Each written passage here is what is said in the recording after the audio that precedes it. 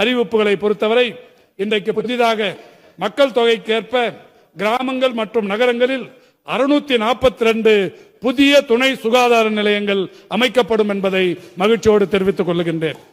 தமிழ்நாட்டில் முதல் முறையாக அரசு மருத்துவமனைகளில் படுக்கை விருப்புகளை பொறுத்தவரை கிழிந்த நிலையில், அழுக்கான நிலையில் பல்வேறு மருத்துவமனைகளுக்கு போகிற போது இருக்கிறது.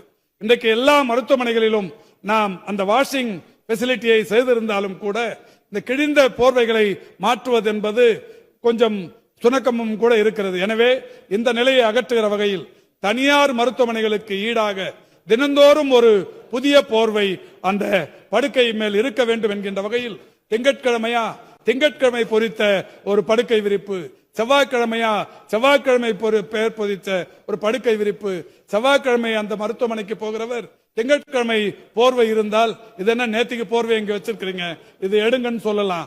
அந்த அளவுக்கு இன்றைக்கு தமிழ்நாட்டில் முதல் முறையாக அரசு மருத்துவமனைகளில் ஒவ்வொரு நாளும் ஒவ்வொரு வண்ணங்களுடன் கிழமைகள் பொறித்த வண்ண படுக்கை விரிப்புகள் வழங்கப்படும் என்பதை மகிழ்ச்சியோடு தெரிவித்துக் கொள்கின்றேன்.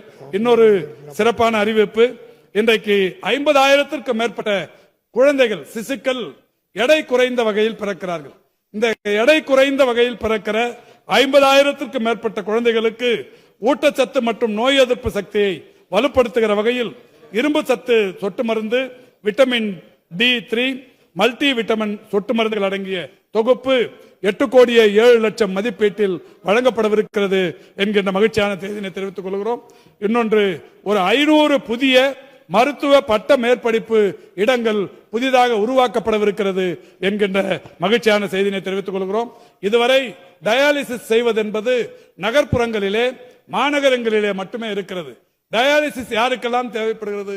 சிறுநீரக பாதிப்பில் ஏற்பட்டவர்கள் கிராமங்களிலும் இருப்பார்கள், மலை கிராமங்களிலும் இருப்பார்கள். அவர்கள் எல்லாம் நகர பகுதிக்கு வந்து டயாலிசிஸ் செய்து திரும்பவும் ஊருக்கு போகிற போது அவர்கள் அடைகிற ஒரு சமத்திற்கு அளவே இல்லை. எனவேதான் மாண்புமிகு தமிழ்நாட்டின் முதலமைச்சர்கள் இந்தியாவிலேயே முதன்முறையாக கிராமங்களை நோக்கி டயாலிசிஸ் சிகிச்சை வசதிகள் இன்றைக்கு ஒரு 50 மேம்படுத்தப்பட்ட ஆரம்ப சுகாதார நிலையங்களில் புதிதாக டயாலிசிஸ் சிகிச்சை மையங்கள் அமைக்கப்படவிருக்கிறது என்பதை தெரிவித்துக் கொள்கிறோம். டயாலிசிஸ் சிகிச்சை செய்து கொண்டவர்களுக்கு உடனடியாக புரத சத்து உள்ள உணவு வேண்டும். அந்த புரத சத்து உள்ள உணவு இல்லை என்றால் உடல் பெரிய அளவில் சோர்வுற்று காணப்படும்.